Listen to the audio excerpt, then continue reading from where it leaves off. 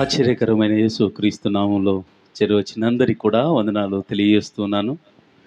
ప్రాముఖ్యంగా నాతోటి దైవజనులు, అలాగే స్థానిక సంఘ కాపరికి, అంత మాత్రమే కాదు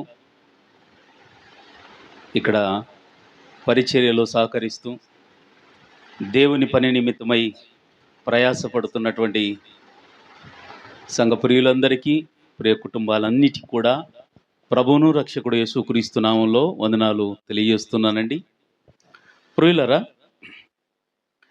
మనం చదువుకున్న భాగంలో యెహోవా ఇలాగూ సెలవిచ్చుచున్నాడు, మార్గములలో నిలిచి చూడుడి, పురాతనమైన మార్గములను గూర్చి కూడా విచారించుడి, మేలు కలుగు మార్గమేది అని అడిగి అందులో నడుచుకొనుడి, అప్పుడు మీకు ఏం కలుగుతుంది? నెమ్మది కలుగుతుంది అని దేవుని వాక్యము చెబుతూ ఉంది.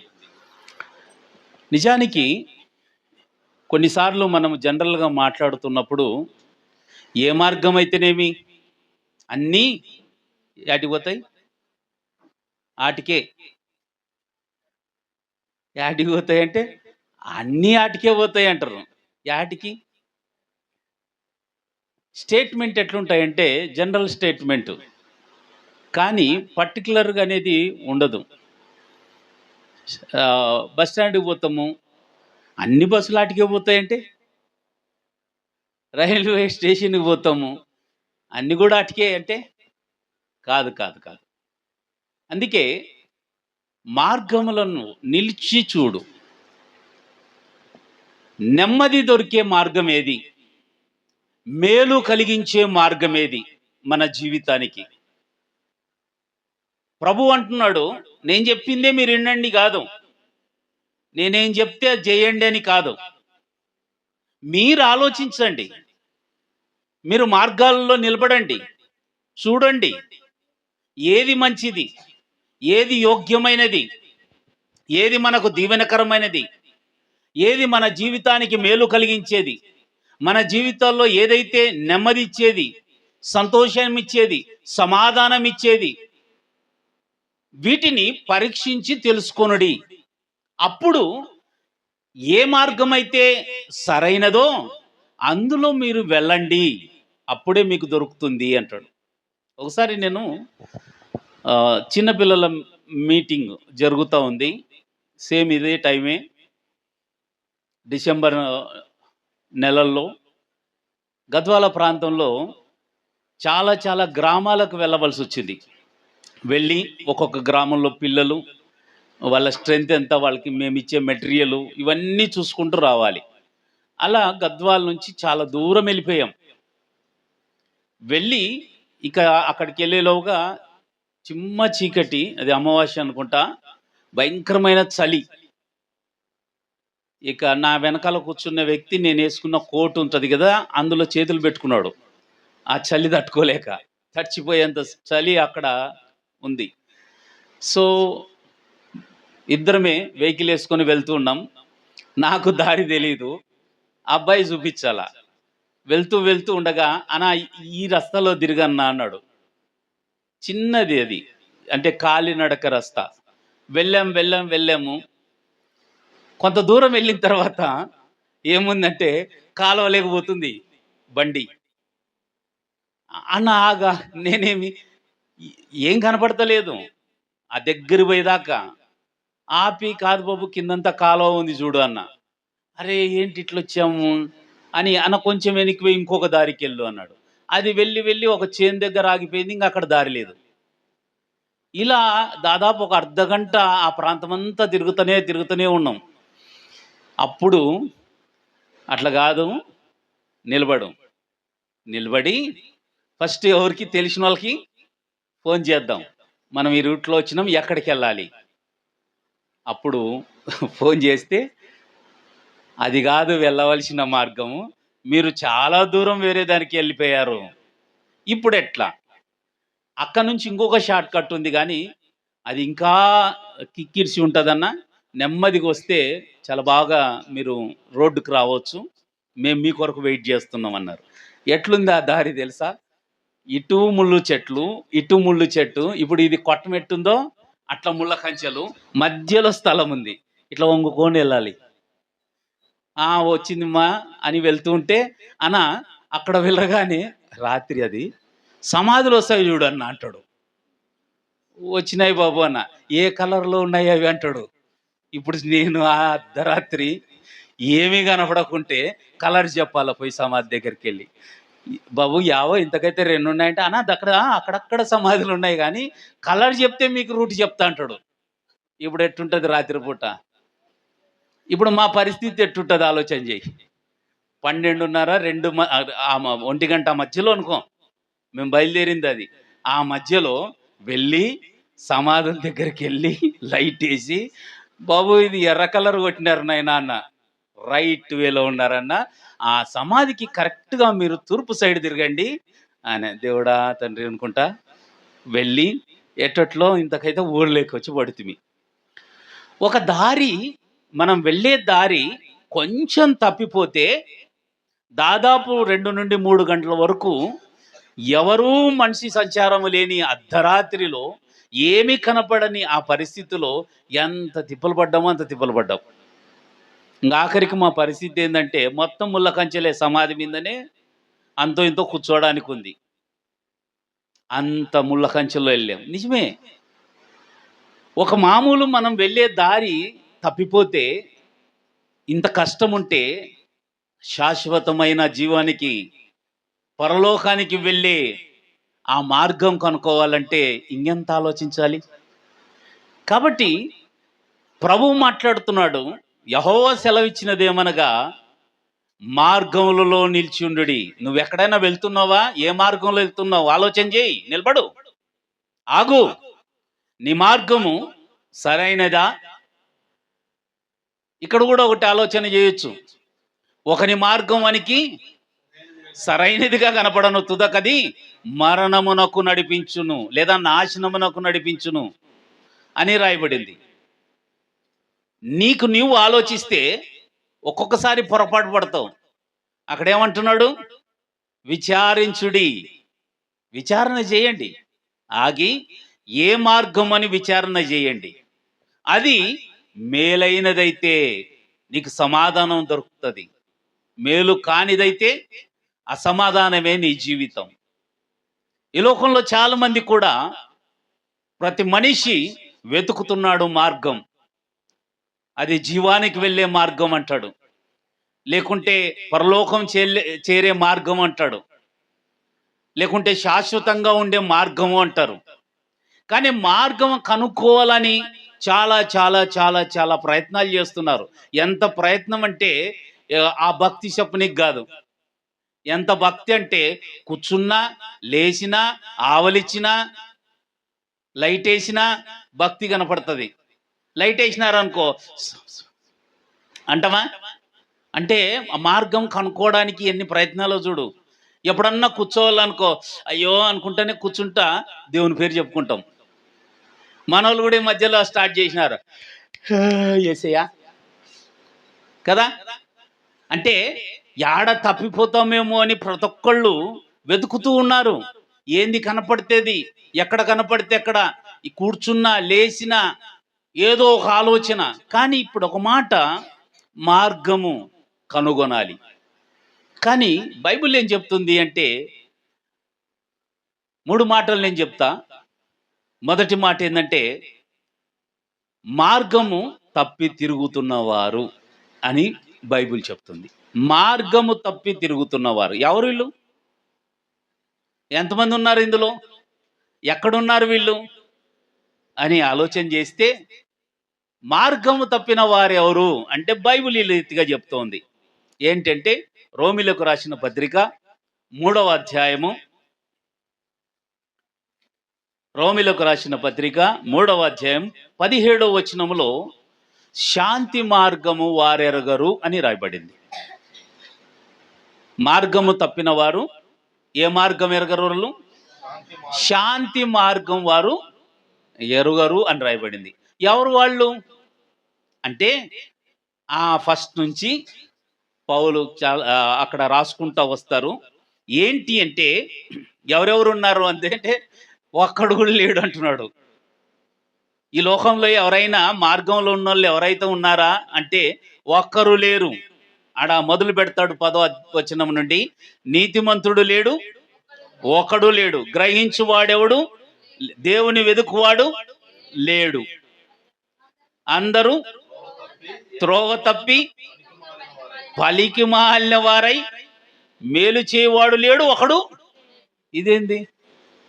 భూమి మీద దేవుడు చూసినప్పుడు ఎవరైనా మార్గంలో ఉన్నారా అంటే ఒక్కడు కూడా లేడు. దేవుణ్ణి వెతుకువారు లేరు. ఎందుకంటే అంత ఇంట్రెస్ట్ లేదు కదా మనకి. మన పరిస్థితి దేన్ని వెతుకుతామంటే, బట్టలు ఇప్పుడు పండగ రోజు బట్టలు పోతాం కదా, ఎన్ని షాపులు తిరుగుతామమ్మా, ఎన్ని బట్టలు చూస్తాము కదా, ఎన్ని రంగులు బట్టలు చూస్తాము. అంచుందా, కలర్ సరిపోతుందా, క్లాత్ బాగుందా, ఖరీదు సరిపోద్దా, ఇన్ని రకాలుగా ఆలోచించి మనం ఒకటి కొంటే వాడు ఇంత కుప్పమల్ల మడతేసుకోవాలి. ఎవరైనా అంతే. ఈ మధ్యలో దేని మీద ఇంట్రెస్ట్? సెల్ ఫోన్ కదా, ఏదైతే బాగుంటుంది. ఇంకా బైక్స్, కార్స్, హౌసెస్, ఆఖరికి తినే కూడా ఏ హోటల్ అయితే అన్నీ బాగుండాలి. మనం వెతికేటివి కదా, మనం వెతికేటివి, మనం తీసుకునేటివి ఇవన్నీ పోయేటివే. కానీ వీటి కొరకు ఎంతమందిని అడుగుతాము, ఎక్కడ తెసివా బట్టలు, బాగుంది, యా షాపు, మేము కూడా పోవాలనుకున్నాం, అడుగుతాం కదా. మీ పిల్లలకు బట్టలు భలే తీసుకుని వచ్చినావే, ఖరీదు తక్కువనే, యా షాపు, మేము పోతాం, ఇన్ని అడుగుతావు కదా. కానీ నిజమైనటువంటి శాశ్వతమైన మార్గము ఎందుకు అడగం? నిత్యమైన మార్గం ఎందుకు అడగం? అందుకే ఇది ఎవరు అడగరు. ఎవరైనా వెళ్ళి నేను ఇట్లా వెళ్ళాలి పరలోకానికి అని అడిగిన వాళ్ళు ఎవరైనా ఉన్నారంటే, బైబిల్ ఒక్కడే ఒకడున్నాడు, పరిగెత్తుకుంటూ వచ్చాడు, యేసయ్య పాదాల దగ్గర పడ్డాడు, ప్రభువా నిత్య జీవం పోవాలంటే నేనేం చేయాలి అన్నాడు. అన్ని చెప్పాడు ప్రభు. నేను చిన్నప్పటి నుండి అన్ని చేస్తున్నాను కదా అన్నాడు. అయితే నీకు ఒకటి కొదువు ఉంది, అదొకటి మార్చుకుంటే, ఎట్లా మార్చుకోవాలి, అది ఉండాలా నాకు అన్నాడు.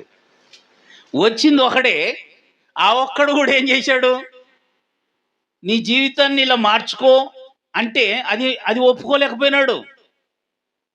ఒప్పుకోలే. ఒక సువార్తలేమో సనుక్కుంటూ వెళ్ళాడు అనుంది, ఇంకొక సువార్తలు అయితే కోప్పడుతూ వెళ్ళాడు అనుంది, ఇంకొక సువార్తలో చిన్నబుచ్చుకున్నాడు ముఖము అని రాయబడింది. ఇంతకైతే అన్నీ చేశాడు కానీ వచ్చిన కరెక్ట్గా ఈ నెక్స్ట్ ఒక స్టెప్ వేస్తే పోయే మార్గాన్ని మాత్రం కనుక్కోకుండానే వెళ్ళిపోయినాడు. దీన్ని బట్టి ఒకే ఒక్కడే వచ్చాడు, వెళ్ళిపోయాడు.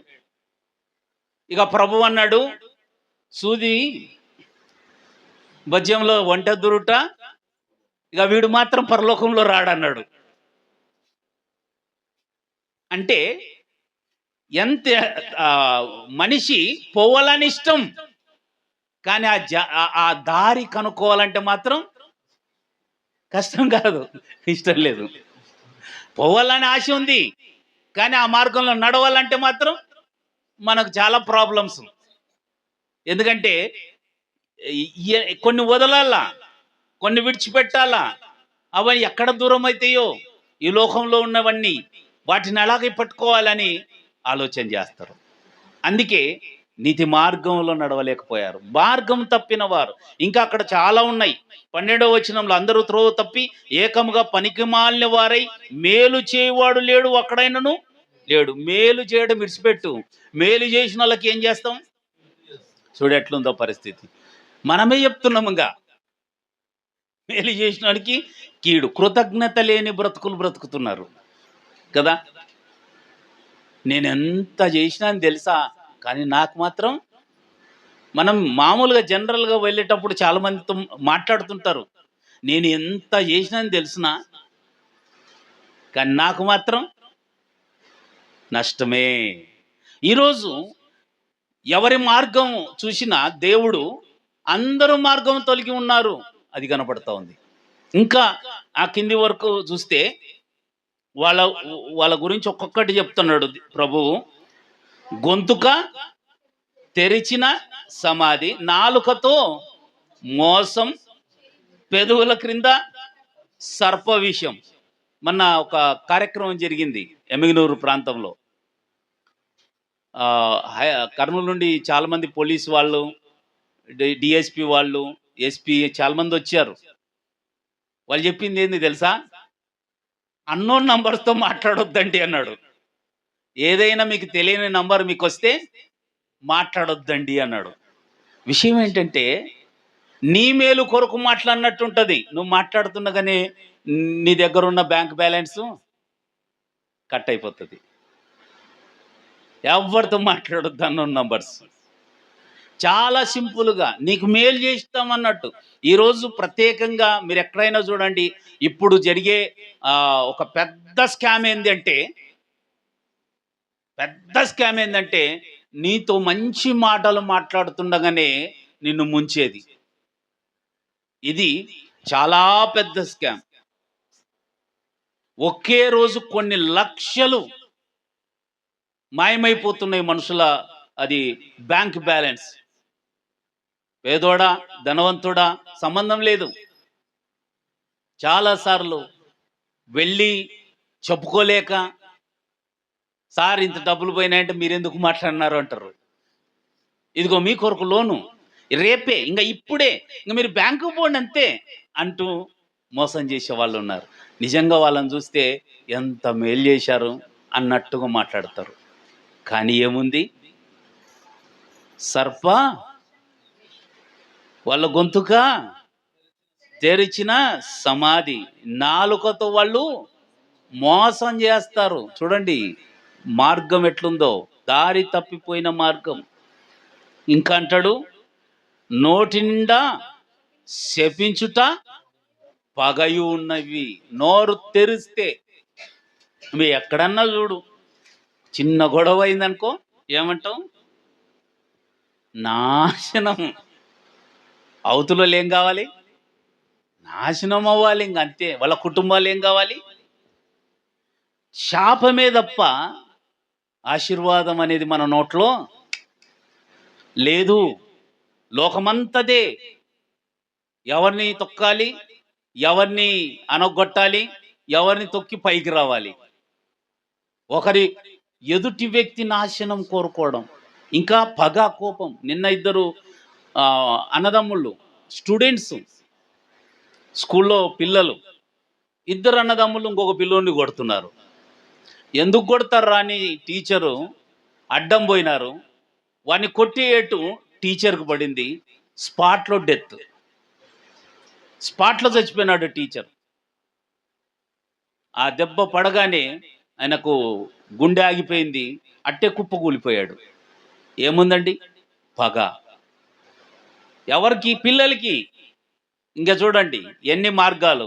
అందరూ మార్గం తప్పి, ఒకడు లేదు నీతిమంతులు లేడు. రక్తము చిందించుట వారి రక్తం చిందించుట కొరకు వారి పాదములు పరిగెత్తుచున్నవి.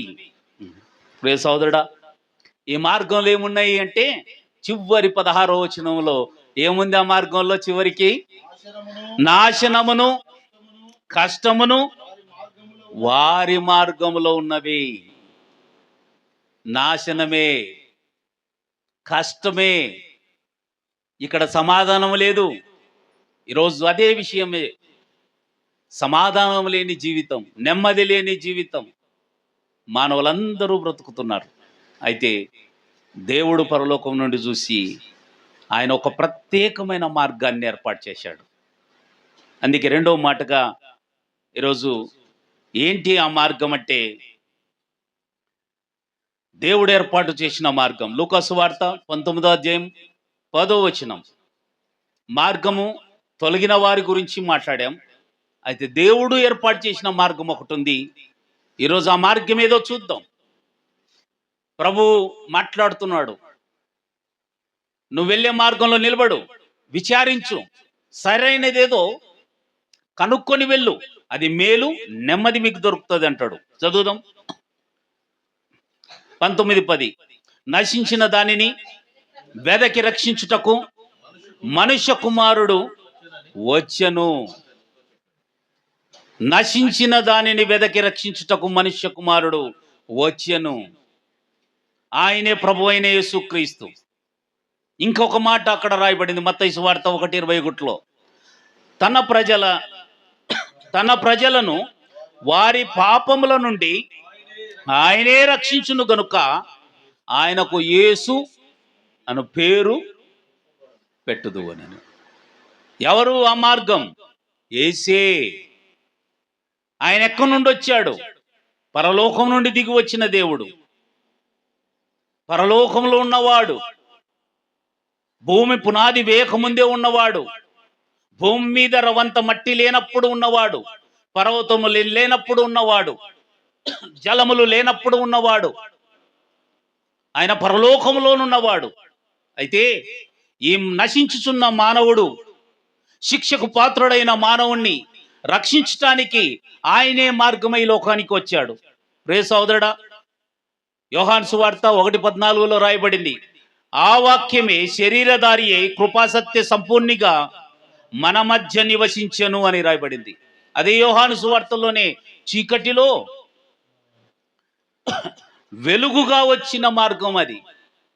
ఆయన ఎవరు అంటే చీకటిలో ఉన్న జనులకు వెలుగు చూపించే మార్గం, వెలుగును చూపే మార్గం. మరణములో ఉన్న ప్రజలకు జీవాన్నిచ్చే మార్గం అది.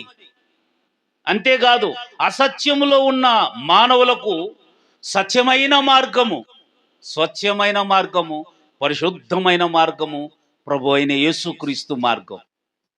ఆయన ఈ లోకానికి వచ్చాడు. ఒకరోజు యేసుక్రీస్తు ప్రభువుని అడిగాడు, పరలోకానికి వెళ్ళే మార్గం చూపించు అన్నారు.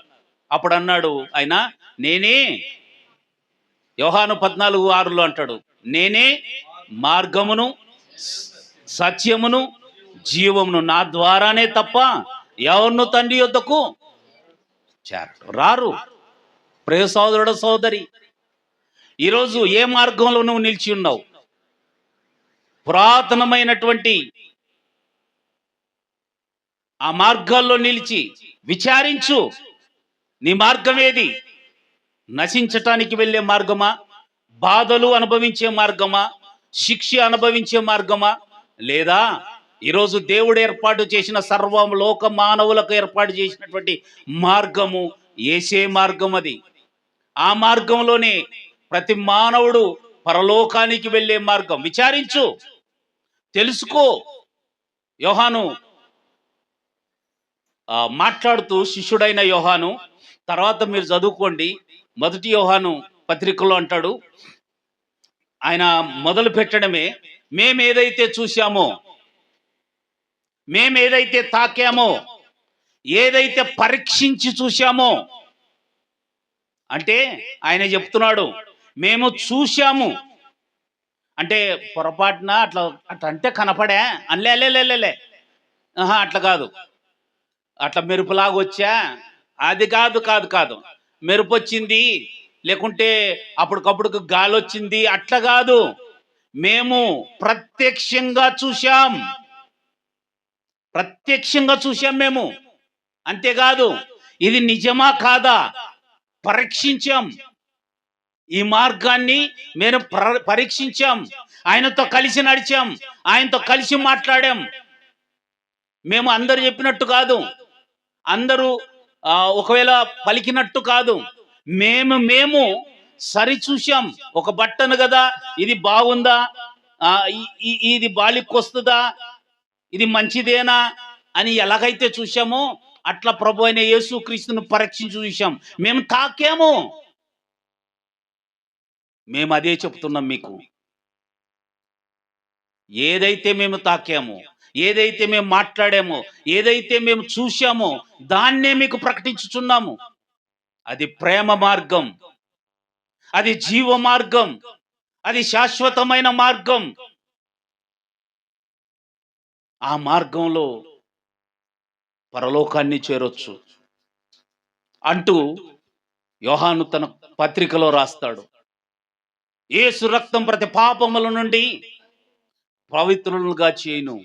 ప్రియ సోదరుడు సోదరి, నీ మార్గము పాపమైతే ఇదిగో ఈ మార్గంలో పరిశుద్ధత అవడానికి, పరిశుద్ధులుగా అవడానికి దేవుడు ఏర్పాటు చేసిన మార్గం.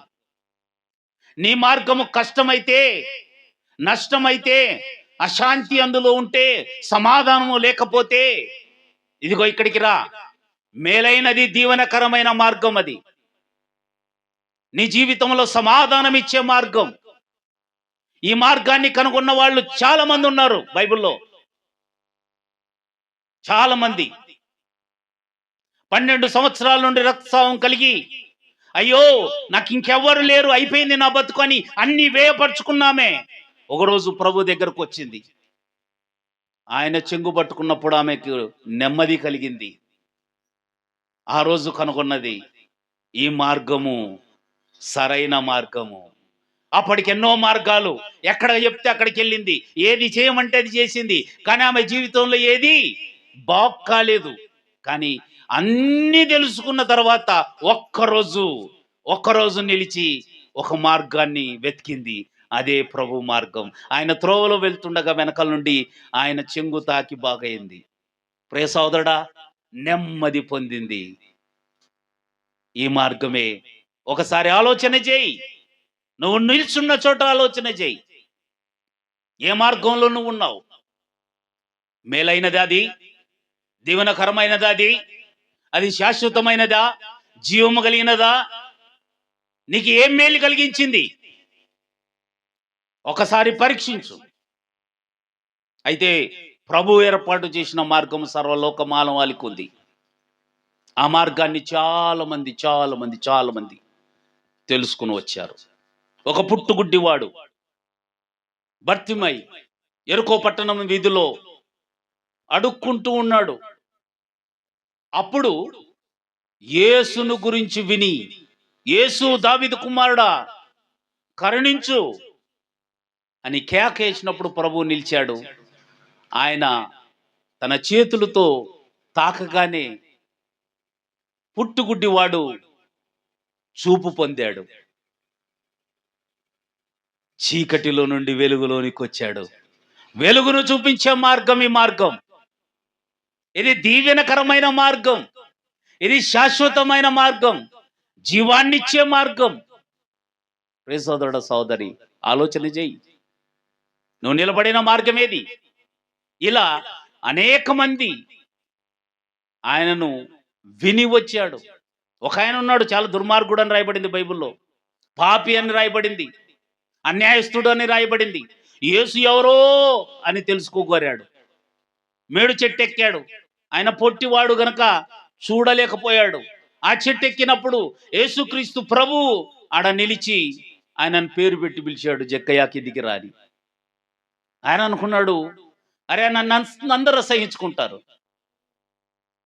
ప్రభు పేరు పెట్టి పిలవగానే నువ్వు త్వరగా దిగిరా, నీ ఇంట్లో నేను ఉండవలసింది అంటే పరిగెత్తుకుంటూ దిగి వచ్చాడు. ప్రభువుని ఇంట్లోకి ఆహ్వానించాడు. ప్రభు ఇంట్లో అడుగు పెట్టగానే ఆయన ఒక మాట అన్నాడు, అయ్యా ప్రజలారా, నేను అన్యాయస్తున్నే, నేను దుర్మార్గుణ్ణి, నేను పాపిని. అయితే ఈరోజు ఒక్క విషయం అందరు చెప్తా వినండి. నేను ఎవంతైనా అన్యాయంగా తీసుకుంటే వానికి 4 అంతలు ఇస్తా. అందరిగా అరే ఇదేంది, ఇటు తీసుకోవడమే తప్ప ఎప్పుడు ఇవ్వడం అనేది లేదు. పెద్ద అన్యాయస్తుడు, ఇది ఎట్లా మారా? అవును, ఈ మార్గం అలాంటిది. వెంటనే 4 అంతలు ఇస్తానన్నాడు. నా ఆస్తిలో సగము బీదల్ని కరకరించే ఆయన జీవితంలో కరకరించలేదు. బీదల దగ్గర దోసుకొని తిన్నోడే. కానీ ఇప్పుడు ఏమంటాడు, నా ఆస్తిలో సగము బీదలకి ఇస్తానని ప్రకటించాడు. అక్కడ ఉన్న వాళ్ళందరూ ఆశ్చర్యము, అరే ఈయనేనా ఆ మాట అన్నది? ఈయనేనా ఆ మార్పు కలిగింది? ఈయనకేనా? ఎస్, నేనే అని ప్రకటించాడు. సోదరుడా, ఈ మార్గము ప్రభావం కలిగిన మార్గం, నీ జీవితాన్ని మార్చే మార్గం. ఆయన మార్పు చెందాడు. అంటాడు ప్రభు, ఇంటికి రక్షణ వచ్చింది, ఈయన అబ్రహాము కుమారుడే అని వెళ్ళిపోయాడు. అప్పుడు నాకు ఇంకొక విషయం ఏంటంటే, ఇక్కడ చాలా మంది అప్పటికి మేము శాస్త్రులము, మేము యాజకులము, మేము చదువుకున్న వాళ్ళము, బాగా ఎరిగిన వాళ్ళము, ధర్మశాస్త్రం తెలుసుకున్న వాళ్ళము అన్నుళ్ళు మాత్రం మేము అబ్రహాం పిల్లలు అంటున్నారు. ప్రభు అన్నాడు, మీరెట్లయితారు? పాపం చేయవాడు, మీరు స్వతంత్రులు కాదు, పాపం చేయవాడు పాపమునకు దాసుడు అన్నారు. అయితే ఈయనను మాత్రం ఏమన్నాడంటే, నువ్వు అబ్రహాము కుమారుడవు అని చెప్పి పంపించాడు.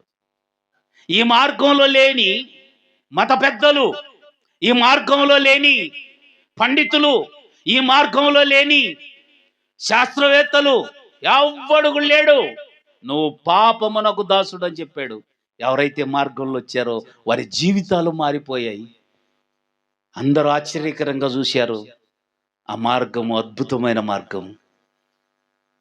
ఒకరోజు పక్కనోళ్ళవి హింసించి బాధ పెట్టి అన్యాయంగా లాక్కుంటే సంతోషపడేవాడు ఈరోజు ఏమైపోయాడండి? ఇస్తుంటే సంతోషం అవుతుంది ఆయనకి. నా ఆస్తిలో సగం బీదలకి ఇస్తానని సంతోషపడుతున్నాడు. ఇది ఎట్లా? ఒకప్పుడు కీడును బట్టి సంతోషించేవాడు ఈరోజు మేలు చేసి సంతోషపడుతున్నాడు. ఒకరోజు అన్యాయం చేసి సంతోషించిన వాడు ఈరోజు అన్యాయంగా తీసుకున్న వారికి 4 అంతలు ఇచ్చి సంతోషపడుతున్నాడు. మొత్తం రివార్డ్స్. ఏంది మార్గము? ఎంత ఆశ్చర్యము! ప్రియ సోదరుడా, సోదరి, ఈరోజు నిజమైన సంతోషం ఆయనకు కలిగింది. అందుకే దేవుడు ఏర్పాటు చేసిన మార్గం. నువ్వు ఈ మార్గంలో ఉంటేనే ఏముంది? మేలు, నెమ్మది. మేలు, నెమ్మది. ఆలోచన చేయి. ఈ మాటలు వింటున్నా ప్రియ సోదరుడు, సోదరి, అక్కడ మత పెద్దలు ఉన్నారు, నువ్వు మతంలో ఉన్నావేమో. అక్కడ పెద్ద పెద్ద జ్ఞానవంతులు ఉన్నారు, నేనే జ్ఞానిని అనుకుంటున్నావేమో. బలవంతులు ఉన్నారు, ఓ అబ్బా నాకన్నా బలవంతులు ఎవరు లేరు గేర్లు అనుకోవచ్చునేమో. నువ్వు మార్గంలో లేకపోతే నీ బలము గాని, నీ ధనము గాని, నీ కులము గాని, లేకుంటే నీ మతములో పెద్దరికం గాని, కనీసం పరలోకపు మెట్టెక్కడానికి కూడా అర్హత లేదు. ఎందుకంటే అది నువ్వు వెళ్ళేది బాధకరమైనది, నాశనకరమైనది. నీ త్రోవను మార్చుకో. ప్రభు దగ్గరకు వచ్చినప్పుడే, ఆ మార్గంలో నిలిచినప్పుడే నీ జీవితము మారి నువ్వు ఇంకనేకులకు మాదిరికరంగా లేకుండా ప్రభావం కలిగిన వారిగా ఉంటావు. ప్రియ సోదరుడా, సోదరి, ఆలోచన చేయి. చివరిగా ఇంకొక మాట. మొదటి మాట, దారి తొలగిన వారు గురించి. ఎవరున్నారు దారి తొలగిన వాళ్ళంటే? ఎవరు లేరు, ఒకరు కూడా లేరు. అందుకే ప్రభు చూసి మార్గం ఏర్పాటు చేశాడు. ఆ మార్గాన్ని కనుగొనాలి అని దేవుడు ఆశపడుతున్నాడు. అయితే ఈరోజు ఆ మార్గం కనుగొన్న వారి గురించి మాట్లాడదాం. ఈ క్రిస్మస్ దినాన మార్గం కనుగొన్న వారు 2 గుంపులు ఉన్నాయి. ఒకటి జ్ఞానులు, రెండవది గొల్లలు. జ్ఞానులు, గొల్లలు. వీళ్ళేమో జ్ఞానవంతులు, వాళ్ళేమో పామరులు కదా. వాళ్ళేమో ధనమున్న వాళ్ళు, వీళ్ళకి పేదవాళ్ళు. కానీ ప్రభువు ఎందుకు చూపించాడంటే ఏ భేదము లేదు, ఏ భేదము లేదు. నువ్వు ఒక డబ్బున్నోడు అయినా వచ్చినా కూడా నువ్వు నీ పాపాని కొరకే, లేనోడు వచ్చినా పాపమే. అదే మెయిన్. పాపంలో మాత్రం భేదం లేదు.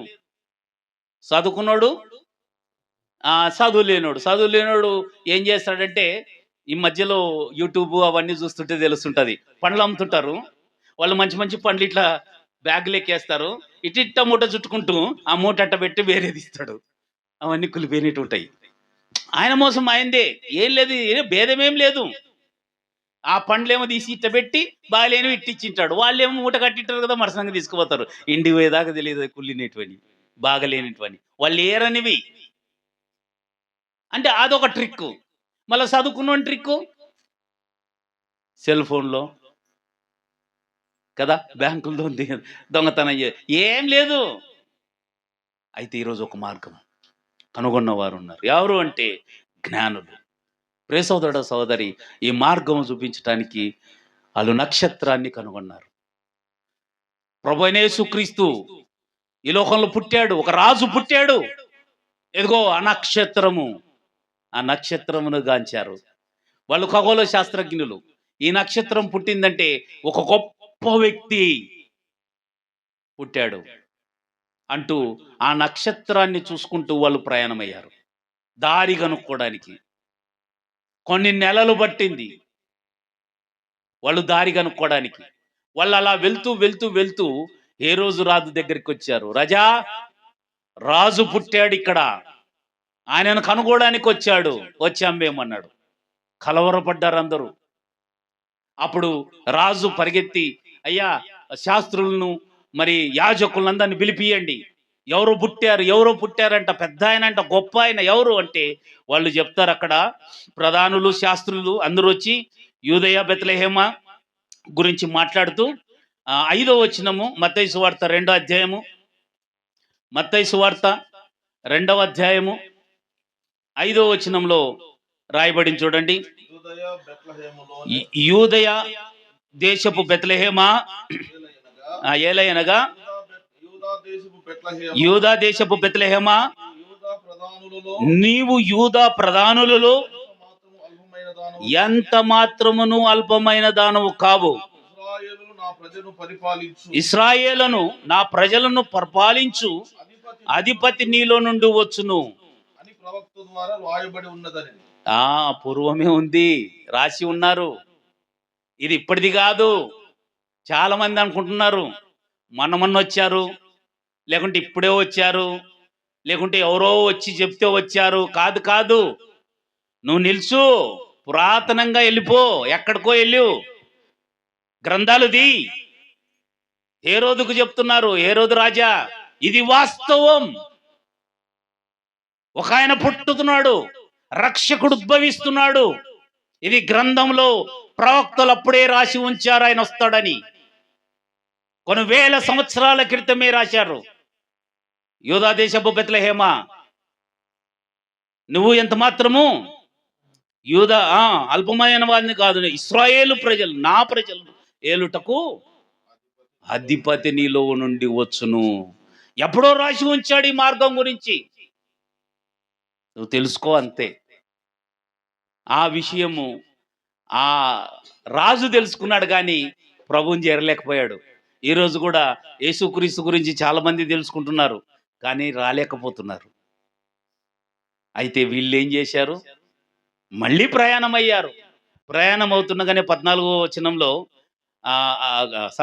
9వ వచనంలో, ఇదిగో తూర్పు దేశపు 9వ వచనం, వారు రాజు మాట విని బయలుదేరిపోచుండగా తూర్పు దేశమున వారు చూసిన నక్షత్రమును, తూర్పు దేశమున వారు చూసిన నక్షత్రము ఆ శిశువు ఉండిన చోటికి మీదుగా వచ్చి నిలుచు వరకు వారికి ముందుగా నడిచెను. నాకు అర్థం కాలే. ఎడన్న ఇల్లు కనుక్కోలేదంటే, రే సారు కాడ ఇల్లు చూపించిరా పని ఎవరినైనా పంపిస్తాం కదా, అదైతే ఓకే. నక్షత్రం చూపించడం ఏంటి? ఎప్పుడు అనిపిస్తుంది అనమాట. ఒక్కోసారి ఎద్దులు ఉంటాయి మన ఇంటికి పొలానికి తిరిగింటాం బాగా, అది ఎద్దులు కన్ని కడితే పండుకున్న ఇంటి కడుకొచ్చి ఆగుతాయి, వాటి వరకు బాగానే ఉంటుంది. కానీ ఈ స్టార్ వెళ్ళటం ఏంటి, వాళ్ళకి దారి చూపించడం ఏంటి నక్షత్రము? అప్పుడు ఆగి ఇది ఇక్కడ ఉన్నాడు చూడు అని చెప్పడం ఎంత అద్భుతం, ఎంత ఆశ్చర్యం కదా. ఇక్కడ నేను చెప్పే మాట ఏంటంటే, ఆ కాలంలో కూడా యేసుక్రీస్తు ఈ లోకంలో పుట్టినప్పుడు ఆ రాజు ఏమనుకున్నాడంటే ఎక్కడ నా సింహాసనం పోతుందో అని కలత చెందాడు. ఈయన ఈ భూమి మీద సింహాసనాలు, ఆయన ఈ భూమి మీద సింహాసనం కాదు, ఆకాశము ఆయన సింహాసనం, భూమి ఆయన పాదపీఠం. ఆయనను కదిలించే వారెవరు? ఆయన, నువ్వు రాజు అయితే, అరే రాజులకు రాజు, ఆయన పుట్టాడు. ఆయనకు సమానుడు ఎవడు లేడు. అసలు ప్రభువు ఏంటాడు, నన్ను దేంతో సమానునిగా చేస్తారు మీరు? ఆయనకు నక్షత్రము ఆయన మీదుగా ఆగి వారికి ముందుగా నడిచి దారి చూపించింది. ఆ దారి కనుక్కున్నారు వీళ్ళు. ఎంత సంబరం, ఎంత సంతోషం. అలాగే గొల్లలు, లూకా సువార్త 2:10 అంటాడు, అక్కడ గొల్లల దగ్గరికి దూతలు ఆకాశము నుండి దిగాయి. వారు దిగారు, ఆకాశము నుండి గొప్ప వెలుగు, దేవుని మహిమ వారి చుట్టూ ప్రకాశించేది. అప్పుడు వాళ్ళు భయపడ్డారు. భయపడకుడి అంటూ అక్కడ ప్రజలందరికీ కలగబోవు మహా సంతోషకరమైన స్వర్తమానము అంటూ ప్రారంభించారు. దావీదు పట్టణమందు నేడు మీ కొరకు రక్షకుడు పుట్టి ఉన్నాడు. రక్షణ మార్గం ఇది. ఇంకా సర్వోన్నతమైన స్థలంలో దేవునికి మహిమయు ఆయనకు ఇష్టలైన మనుషులకు భూమి మీద. ఇప్పుడు చెప్పండి, ఏ మార్గం ఇది? మనం మొదట ఏం చదువుకున్నాం? మార్గము అడగండి. ఫస్ట్ మనం చదువుకున్నాం, అడగండి, విచారించండి, ఏ మార్గం మేలైనదో వెళ్ళండి, అప్పుడు మీకు సమాధానం. ఇక్కడ ఏమనుందండి? స్థలములలో దేవునికి ఆయనకిష్టులైన జనులకు. ఇప్పుడు అర్థమైందా ఏ మార్గం ఇది? వాళ్ళు కనుక్కున్నారు. కనుక్కొని ఆయనను పూజించారు, దేవుణ్ణి మహిమపరిచారు. ప్రియ సోదరుడా, సోదరి, ఇప్పుడు ఆలోచన చెయ్యి, నీ మార్గం ఏది?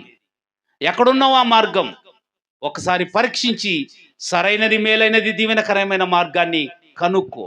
ఒకరోజు చాలాసార్లు రాజుకు మంత్రి చెప్తూనే ఉన్నాడంట, లేదయ్యా, దేవుడు ఒక మార్గాన్ని ఏర్పాటు చేశాడు, ఆయన యేసు పైనుండి ఆయన దిగి వచ్చాడు మనందరి కొరకంటే.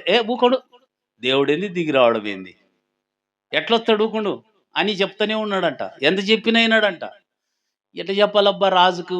మంత్రి ఆలోచన చేస్తూనే ఉన్నాడు. లేదు, ఆయన మన పిల్లలం కదా అంటే, దేవునికి ఎట్ట పిల్ల, ఊకుడు అటు మాట్లాడదు, అస్సలు దగ్గరికి రానియ్యాడు, ఆ మాట కూడా మాట్లాడినీయడు. ఈయనకి ఎట్ట చెప్పాలి అర్థం కాక ఒకరోజు ఇద్దరు నడుచుకుంటూ పోతూ ఉండగా రాజా సముఖంలో, అది కొలను ఉంటుంది కదా, ఆ కొలం దగ్గర మంచి మంచి బొమ్మలు నిలబడి ఉన్నాయి. రాజు కొలం దగ్గర బొమ్మలు ఉంటాయి కదా, అట్లా అక్కడో బొమ్మ, అక్కడో బొమ్మ ఉండగా మంత్రి ఏం చేశాడంటే రాజుతో మాట్లాడుకుంటూ ఓ బొమ్మనట దనినాడు. తంతేనే నీళ్ళలో పడింది. రాజా నీ కుమారుడు నీళ్ళలో పడినాడు చూడన్నాడు. ఇప్పుడు ఎట్టుంటది?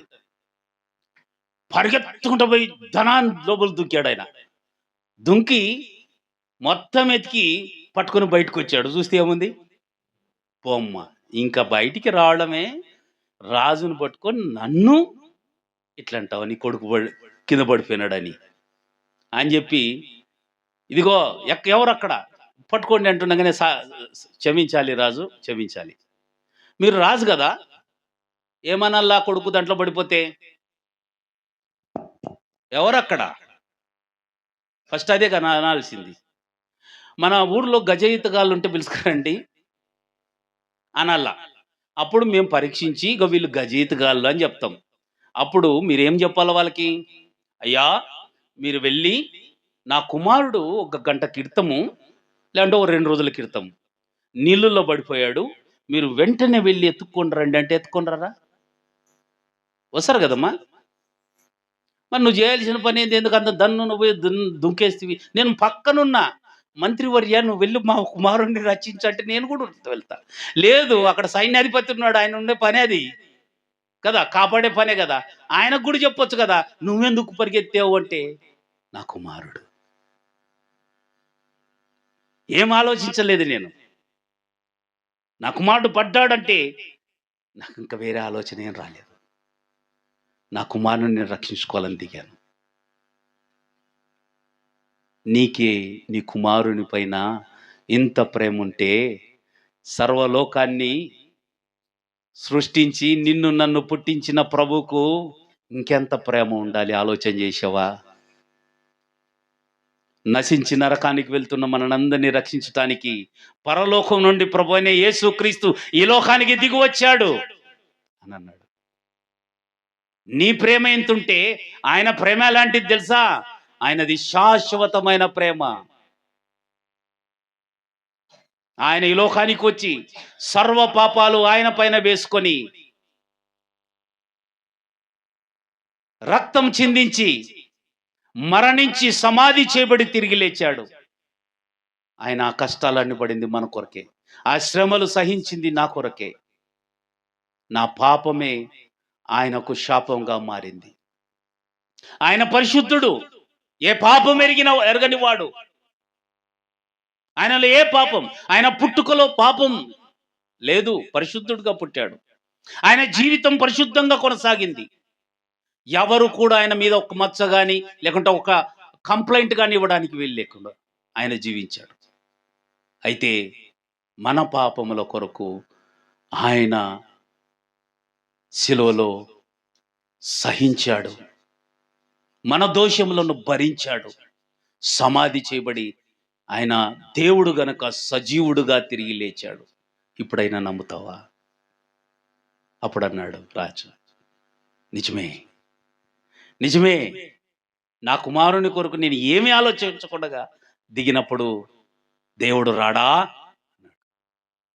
సోదరుడు సోదరి, ఈ మార్గము సత్య మార్గము, ఈ మార్గము వెలుగై ఉన్న మార్గము, ఈ మార్గము శాశ్వతమైన మార్గము, ఈ మార్గంలో నెమ్మది సమాధానం ఉంది.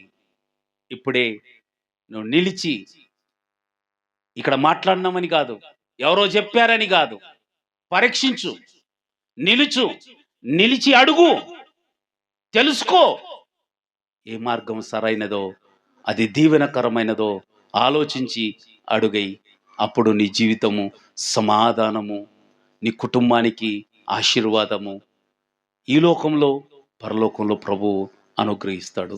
ఇట్టి కృప దేవుడు మనకందరికీ అనుగ్రహించును కాక. ఆమేన్.